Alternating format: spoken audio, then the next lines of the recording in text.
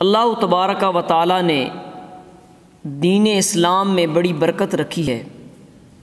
المیہ یہ ہے کہ ہم یہ کوشش تو کرتے ہیں کہ میرا مال بڑھ جائے، جائیداد بڑھ جائے، کاروبار میں ترقی ہو جائے، لیکن جو طریقے رب ذوالجلال نے مال میں برکت کے، اولاد میں برکت کے اور مجموعی طور پر برکت کے حصول کے طریقے جو اللہ تبارک و تعالی نے ہمیں بتائے اور قرآن و سنت کی تعلیمات سے جن طریقوں کو اپنا کر ہمیں برکت حاصل کرنا چاہیے، ہم ان سے دور ہیں۔ یہی وجہ ہے کہ بعض گھرانوں میں مال و دولت کے ہوتے ہوئے بھی برکت نہیں ہے، خیر نہیں ہے۔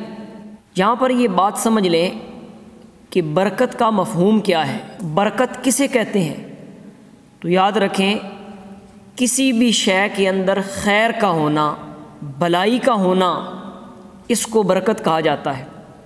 اس کی مثال یوں سمجھیں کہ ایک بندے کے 10 بیٹے ہیں اور 10 کے 10 ہی نافرمان ہیں، دین سے دور ہیں۔ یہاں دیکھیں، اولاد تو ہے اور کثیر بھی ہے، لیکن اس اولاد میں برکت نہیں ہے۔ اور دوسری طرف ایک بیٹا ہو اور وہ ایک بیٹا فرما بردار ہو، دین پر چلنے والا ہو اور رسول اللہ صلی اللہ تعالیٰ علیہ وآلہ وسلم کی شریعت کے مطابق زندگی گزار رہا ہو، تو وہ اگرچہ ایک بیٹا ہے لیکن برکت ہونے کی وجہ سے، خیر ہونے کی وجہ سے ان 10 نافرمان بیٹوں پر وہ ایک اکیلا بیٹا بھاری ہے۔ اللہ عز و جل سے ہمیشہ برکت مانگنی چاہیے۔ اللہ تبارک و تعالیٰ میں مال دے تو اس میں برکت دے، اولاد دے تو اس میں برکت دے، جائیداد ہو تو برکت والی ہو، تاکہ ہمیں زیادہ سے زیادہ بھلائی ملے اور خیر ملے۔ تو آج کی گفتگو میں اس بات کا بیان ہوگا کہ وہ کون سے ذرائع ہیں جن کو اپنا کر ہم اپنی زندگی کو بابرکت بنا سکتے ہیں۔ تو سب سے پہلا ذریعہ برکت کا وہ ہے قرآن مجید کی تلاوت۔ قرآن کے ساتھ تعلق کو قائم کیا جائے، قرآن کے ساتھ محبت کی جائے۔ اللہ تبارک و تعالی نے اس کتاب کو، قرآن مجید کو برکت والا فرمایا۔ سورہ صاد میں ارشاد فرمایا، کتاب انزلناہ الیک مبارک، کہ ہم نے اے حبیب صلی اللہ تعالیٰ علیہ وآلہ وسلم آپ کی طرف برکت والی کتاب نازل فرمائی۔ یہ ایسی کتاب ہے جو بابرکت ہے، برکت والی ہے۔ اس کو دیکھنا برکت کا باعث ہے، اس کو چومنا برکت کا باعث ہے، اور اس کی تلاوت کرنا اور اس کا ترجمہ پڑھنا، اس کے مفاہیم کو سمجھنا اور ان پر عمل کرنا، یہ سارے کے سارے کام ایک بندہ مومن کے لیے برکت کا باعث ہے۔ حضور علیہ الصلوۃ والسلام کا یہ فرمان مصنف ابن ابی شیبہ کے اندر موجود ہے۔ حضور علیہ الصلوۃ والسلام نے فرمایا، لا فاقۃ لعبد یقرأ القرآن، وہ شخص کبھی بھوکا نہیں سو سکتا، کبھی فاقہ اس شخص کو نہیں آ سکتا جو قرآن مجید کی تلاوت کرتا ہے، قرآن پڑھتا ہے۔ اور فرمایا، ولا غنی لہ بعدہ، اور قرآن اتنی بڑی دولت ہے، یہ اگر کسی کے پاس نہ ہو تو وہ بندہ اگرچہ دنیا کا بادشاہ ہو لیکن وہ غنی نہیں ہو سکتا، دل کا سکون نہیں آ سکتا، غنائے قلب نہیں آ سکتا۔ اور بعض فرامین کا یوں مفہوم ہے کہ اگر قرآن کسی کو غنی نہ کر سکے، وہ کائنات کی کوئی شے اس شخص کو غنی نہیں کر سکتی۔ اور اسی مصنف ابن ابی شیبہ کے اندر حضرت سیدنا محمد بن سیرین رحمہ اللہ تعالی، جو عظیم تابعی ہیں، انہوں نے گھروں کے اندر امن، سکون، برکت، خیر، اس کا ایک نسخہ بتایا۔ آج ہر بندہ پریشان ہے کہ گھر میں بے برکتی ہے، بے چینی ہے، اولاد کہنا نہیں مانتی، جنات کا اثر ہے، جادو کا اثر ہے، اور طرح طرح کی بیماریاں ہیں، تکلیفیں ہیں۔ ان ساری باتوں کا حل حضرت سیدنا محمد بن سیرین رحمہ اللہ تعالیٰ نے ہمیں عطا فرمایا۔ وہ حل کیا ہے؟ آپ نے ارشاد فرمایا، البیت الذی یقرأ فیہ القرآن، کہ وہ گھر جس میں قرآن پڑھا جائے، قرآن کی تلاوت کی جائے، اس میں کیا ہوتا ہے؟ ارشاد فرمایا، تحضرہ الملائکہ، اس گھر میں اللہ کی رحمت کے فرشتے تشریف لاتے ہیں، ملائکہ حاضر ہوتے ہیں۔ اور فرمایا، وتخرج من الشیاطین، جس گھر میں قرآن پڑھا جائے شیاطین وہاں سے بھاگ جاتے ہیں، جنات وہاں سے بھاگ جاتے ہیں، شیاطین ڈیرا اٹھا لیتے ہیں۔ کس گھر سے؟ جہاں قرآن پڑھا جائے۔ اور آگے فرمایا وَيَتَّسِعُ بِأَهْلِهِ، وہ گھر جس میں قرآن پڑھا جاتا ہے وہ اپنے گھر والوں پہ وسیع ہو جاتا ہے، اس میں وسعت آ جاتی ہے۔ فرمایا وَيَكْثُرُ خَيْرُهُ، جس گھر میں قرآن پڑھا جائے وہاں خیر کی کثرت ہوتی ہے، بلائی کی کثرت ہوتی ہے، اور اللہ تبارک و تعالی قرآن کی برکت سے اس گھر کو بارونق اور بابرکت بنا دیتا ہے۔ اور فرمایا وَالْبَيْتُ الَّذِي لَا يُقْرَأُ فِيهِ الْقُرْآنُ، وہ گھر جس میں قرآن نہ پڑھا جائے، تحضرہ الشیاطین، اس گھر میں شیاطین آتے ہیں، جنات آتے ہیں۔ یہ گھروں میں لڑائیاں جھگڑے بیماریاں یہ کس وجہ سے؟ ہمارے گھروں میں قرآن نہیں پڑھا جاتا۔ سارے کمرے بنا لیے، ڈرائنگ روم ہے تو سٹنگ روم ہے تو فلانا روم ہے فلانا روم ہے، سارے کمرے بنا لیے۔ قرآن کا کون سا کمرہ ہے؟ قرآن کو صرف ہم نے وہ اوپر اٹھا کے ایک الماری میں رکھ دیا، وہ گھر میں صفائی کرنے والی کام کاج کرنے والی صفائی کرتے کرتے کبھی اگر وہاں اس کا ہاتھ پہنچے تو قرآن مجید پر وہ گرد جو پڑی ہوتی ہے وہ جھاڑ دیتی ہے۔ اس کے علاوہ قرآن مجید کو دیکھنا یا تلاوت کرنا یہ ہماری قسمت میں نہیں، الا ماشاء اللہ۔ اور ہم نے قرآن بھی چند کاموں کے لیے رکھا ہوا ہے، کوئی فوت ہوا تو طلباء کو بلا کے قرآن مجید کی تلاوت کرا لی، یا کوئی قسم اٹھانی ہے، کوئی فیصلے کا معاملہ ہے تو قرآن کو لے آئے، یا جب بیٹی گھر سے جانے لگے تو اس کے سر پہ ایک سایہ کر کے ایک رسم پوری کر کے تو قرآن مجید اوپر بچی کے سر کے اوپر دے دیا۔ تو کاش کبھی ایسا ہو کہ ہم نے بچی کو رخصت کرنے سے پہلے قرآن اس کے اوپر سایہ کرنے کے بجائے اس کے اندر قرآن مجید کی تعلیم ہم نے دی ہو، اس کو قرآن مجید سکھایا ہو، اور قرآن کے نور سے مزین کر کے قرآن کی تعلیم سے قرآن کے زیور سے آراستہ کر کے ہم اپنے بچوں کو میدان عمل میں لائیں۔ اپنی بچی کو جب رخصت کریں تو اس کے سینے میں قرآن مجید کی تعلیم موجود ہو۔ وَمَا تَحْضُرُ الشَّيَاطِينَ، وہاں جنات شیاطین آتے ہیں، وَتَخْرُجُ مِنْهُ الْمَلَائِكَةُ، ملائکہ وہاں سے چلے جاتے ہیں۔ جس گھر میں قرآن نہیں ہوگا، کیبل لگی ہوگی، ڈرامے ہوں گے اور فلمیں ہوں گی، عیاشی فحاشی کے پروگرام ہوں گے، وہاں ملائکہ کہاں رہیں گے؟ اور فرمایا وَيَضِيقُ بِأَهْلِهِ، وہ گھر اپنے رہنے والوں پہ تنگ ہو جاتا ہے۔ یہی وجہ ہے کہ بعض بڑے بڑے محلات اور بڑی بعض شاہانہ عمارتیں ان میں زندگی کی ہر سہولت موجود ہوتی ہے، اگر نہیں ہوتا تو ان بلڈنگوں میں سکون نہیں ہوتا، اگر ان بعض عمارتوں میں نہیں ہوتا تو اطمینان نہیں ہوتا۔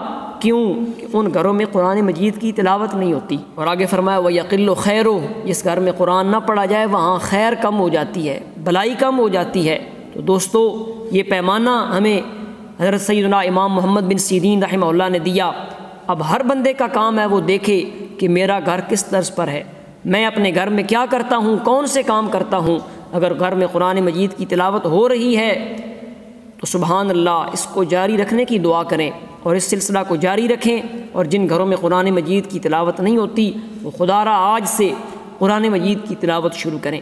تو پہلا کام جس کی وجہ سے ہمیں برکت ملے گی وہ قرآن مجید کے ساتھ تعلق ہے۔ اور برکت کے ذرائع میں سے جو دوسرا ذریعہ ہے وہ ہے کمزوروں کی اور دینی طلباء کی مدد کرنا۔ حضور علیہ الصلوۃ والسلام کی ایک حدیث شریف ہے، آپ نے فرمایا ابغونی فی الضعفاء، المستدرک للحاکم کے اندر یہ ہے کہ لوگوں اگر میری رضا چاہتے ہو، میری خوشی چاہتے ہو تو کمزوروں کی مدد میں، ان کو خوش کرنے میں اور ان کی پریشانی دور کر کے میری رضا حاصل کیا کرو۔ فَإِنَّمَا تُرْزَقُونَ وَتُنْصَرُونَ بِضُعَفَائِكُمْ، تم یہ مت سمجھو کہ تمہارے زور بازو کی وجہ سے اور تمہاری محنت کی وجہ سے تمہیں رزق ملتا ہے یا مال و دولت کی کثرت ہے، اور میں تمہیں جو رزق دیا جاتا ہے اور تمہیں جو دولت ملی ہے وہ تمہارے غریبوں کی وجہ سے ہے، محتاجوں کی وجہ سے ہے، تمہارے ضعیف اور جو کمزور لوگ ہیں ان کی وجہ سے تمہیں رزق دیا جاتا ہے۔ اور دیکھو دینی طلباء کی کتنی برکت ہے، یہ بچے جو قرآن مجید کی تلاوت کرتے ہیں، مدارس میں مساجد میں پڑھتے ہیں، اور علماء قرآن و سنت کی تعلیم دیتے ہیں، درس نظامی پڑھایا جاتا ہے، اس کی برکت کتنی ہے۔ جامع ترمذی کے اندر یہ واقعہ موجود ہے۔ رسول اللہ صلی اللہ تعالیٰ علیہ وآلہ وسلم کے دور میں دو بھائی تھے، ایک بھائی حضور علیہ الصلوۃ والسلام کی بارگاہ میں رہتا علم دین حاصل کرتا، سرکار دو عالم صلی اللہ تعالیٰ علیہ وآلہ وسلم کی صحبت مبارکہ سے فیضیاب ہوتا، اور دوسرا بھائی دنیاوی کام کاج کرتا۔ معاشی تگ و دو وہ دوسرا بھائی سنبھالے ہوئے تھا، تو وہ بھائی جو دنیاوی کام کاج کرتا تھا، مال و دولت کماتا تھا، اس نے حضور علیہ الصلوۃ والسلام کی بارگاہ میں آ کر اپنے اس بھائی کی شکایت کی، اسے کچھ نصیحت کی جائے، اسے کچھ فرمائیں، تو کچھ وقت نکال کے یہ دنیا بھی کمائے۔ تو حضور علیہ الصلوۃ والسلام نے فرمایا لعلک ترزق بہ، تجھے نہیں معلوم، تم دنیا کماتے ہو تو سمجھتے ہو کہ شاید میری کمائی کی وجہ سے مجھے مال ملتا ہے، فرمایا تجھے بھی جو رزق دیا جاتا ہے تو وہ تمہارے اس بھائی کی وجہ سے دیا جاتا ہے جو بھائی دین پڑھتا ہے اور یہاں میری بارگاہ میں رہ کر دین سیکھتا ہے۔ تیسری وہ بات جس سے برکت ملے گی، بھلائی ملے گی اور خیر حاصل ہوگی، وہ سچائی اور دیانتداری ہے۔ ہم میں سے ہر بندہ یہ تو کوشش کرتا ہے کہ میرے ساتھ معاملہ کرنے والا دوسرا بندہ سچ بولے، لیکن ہم دوسروں کے ساتھ معاملہ کرتے وقت یہ بھول جاتے ہیں کہ دوسرا بندہ بھی یہی پسند کرتا ہے جو میں پسند کرتا ہوں۔ آپ فرض کریں دکان پہ گئے ہیں سیب لینے، تو جس طرح آپ یہ چاہتے ہیں کہ بیچنے والا مجھے 1 نمبر سیب دے، 1 نمبر فروٹ دے، کوئی داغی نہ ہو، کوئی خراب نہ ہو، ایسے ہی ہر بندہ یہ چاہتا ہے کہ دوسرا شخص میرے ساتھ فراڈ نہ کرے۔ لہٰذا آپ یہ طے کر لیں کہ ہم نے زندگی بھر کسی کے ساتھ جھوٹ نہیں بولنا، کسی کو دھوکہ نہیں دینا۔ تو سچائی اور دیانتداری جس ماحول میں ہوگی اس ماحول میں برکت ہوگی، اس ماحول میں خیر ہوگی۔ بخاری شریف کے اندر یہ حدیث شریف موجود ہے، رسول اللہ صلی اللہ تعالیٰ علیہ وآلہ وسلم نے ان 2 بندوں کے بارے میں جو تجارت کرتے ہیں، کوئی معاملہ کرتے ہیں، لین دین کا کام کرتے ہیں، ان کے بارے میں ارشاد فرمایا فَإِن صَدَقَا وَبَيَّنَا، اگر وہ دونوں سچ بولیں اور لین دین کے ہر معاملہ کو واضح کر دیں، جو عیب ہے تاجر اس کو واضح کر دے، بیان کر دے، تو فرمایا بورک لہما فی بیعہما، یہ ان کے سچا ہونے کی وجہ سے اور دیانتداری کی وجہ سے ان کی تجارت میں برکت ڈال دی جاتی ہے، اللہ تبارک و تعالیٰ برکت عطا فرما دیتا ہے۔ اور اگر معاملہ اس کے برعکس ہو، یعنی ارشاد فرمایا وَإِن كَتَمَا وَكَذَبَا، اگر وہ معاملہ کو چھپائیں اور جھوٹ بولیں، کوئی کسی شے میں عیب ہے تو بیچنے والا اس عیب کو چھپا جائے، جس طرح کہ دکانداروں نے فروٹ کا جو صحیح حصہ ہے وہ سامنے گاہک کی طرف رکھا ہوتا ہے اور خراب اور داغی مال جو ہوتا ہے وہ اپنی طرف رکھا ہوتا ہے، تو فرمایا اگر وہ جھوٹ بولیں دونوں اور عیب بیان نہ کریں، فرمایا محقت برکات بیعہما، ان دونوں کی تجارت میں اور بیع میں جو برکت ہے وہ اٹھا لی جاتی ہے، برکت مٹا دی جاتی ہے۔ تو سچائی میں، دیانتداری میں برکت ہے۔ اور حضور علیہ الصلوۃ والسلام کا ایک بڑا پیارا فرمان ہے، فرمایا علیکم بالصدق، تم پر سچ بولنا لازم ہے، سچائی کو لازم پکڑو، فإن الصدق یہدی الی البر وإن البر یہدی الی الجنہ، کہ سچائی یہ بندے کو نیکی کی طرف لے کے جاتی ہے اور نیکی بندے کو جنت کی طرف لے کے جاتی ہے۔ اور آگے حدیث شریف کا مفہوم ہے کہ انسان سچ بولتا رہتا ہے اور سچ بولنے کی کوشش کرتا رہتا ہے حتیٰ کہ اللہ کی بارگاہ میں اسے صدیق لکھ دیا جاتا ہے۔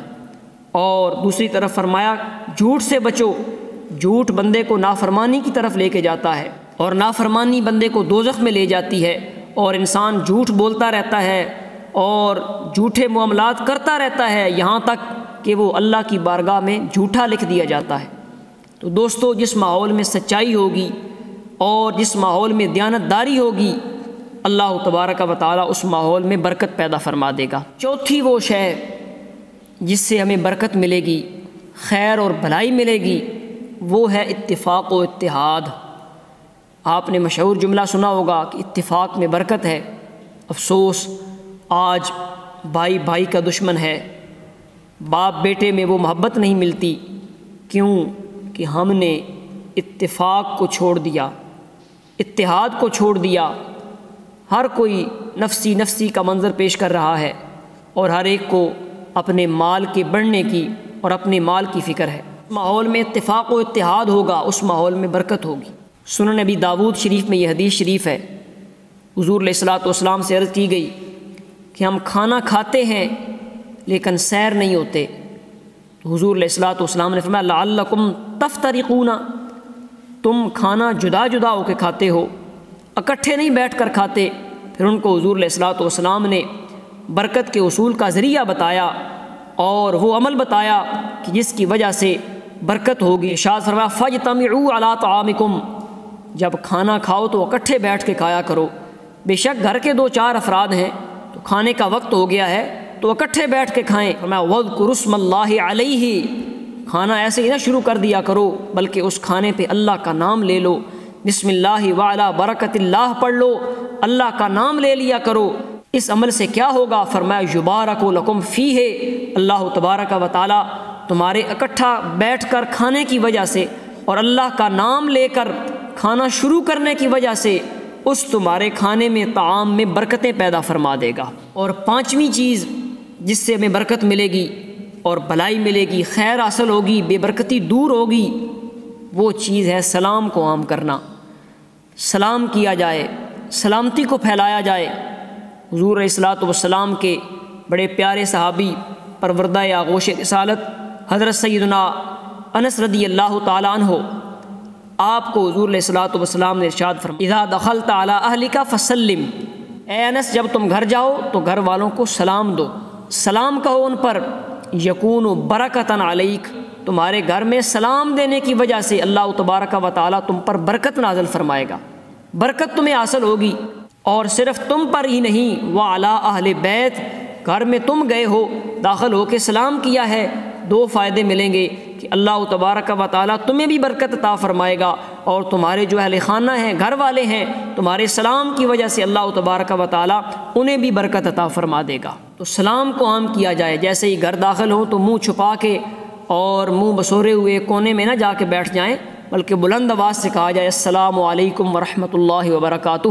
بلکہ علماء نے فرمایا اگر گھر میں کوئی موجود نہ ہو تو انسان جیسے ہی گھر میں داخل ہو تو السلام علیک ایھا النبی، حضور علیہ الصلوۃ والسلام پر درود و سلام پڑھے، حضور علیہ الصلوۃ والسلام کی بارگاہ میں سلام پیش کرے کہ حضور علیہ الصلوۃ والسلام کی روح مبارک مومنین کی گھروں میں موجود ہوتی ہے۔ تو اس طرح ہمیں سلام کی تعلیم دی گئی۔ پھر یہ بھی یاد رکھیں کہ سلام کے الفاظ میں جتنا ہم اضافہ کریں گے اتنی برکت حاصل ہوگی۔ حضرت سیدنا عمران بن حسین رضی اللہ تعالیٰ عنہ سے روایت ہے کہ ہم حضور علیہ السلام کی بارگاہ میں بیٹھے تھے، ایک شخص حاضر خدمت ہوا اور اس نے کہا السلام علیکم، حضور علیہ الصلوۃ والسلام نے فرمایا 10، یعنی اس کے لیے 10 نیکیاں ہیں۔ تھوڑی دیر بعد دوسرا شخص آیا، اس نے کہا السلام علیکم ورحمۃ اللہ، حضور علیہ الصلوۃ والسلام نے فرمایا 20، اس کے لیے 20 نیکیاں ہیں۔ تھوڑی دیر بعد تیسرا شخص آیا، اس نے کہا السلام علیکم ورحمۃ اللہ وبرکاتہ، حضور علیہ الصلوۃ والسلام نے فرمایا 30، اس شخص کے لیے 30 نیکیاں ہیں۔ اتنی برکت ہے دین اسلام پر عمل کرنے میں، قرآن مجید کو تھامنے میں اور اتفاق و اتحاد میں اور سلام عام کرنے میں۔ یہ ساری برکات ہمیں تب حاصل ہوں گی جب ہم اسلام کے بتائے ہوئے طریقوں پہ چلیں گے۔ آج ہم پاؤنڈ اور ڈالر حاصل کرنے کے لیے ایڑی چوٹی کا زور لگا کے اپنے ملک سے ہجرت کر کے دوسرے ملکوں میں جاتے ہیں اور وہاں جا کے مال و دولت کماتے ہیں، لیکن ساتھ ساتھ اس بات کو بھی یاد رکھنا چاہیے کہ مال و دولت تو آ گیا ہے، اب اس میں برکت کیسے ہوگی؟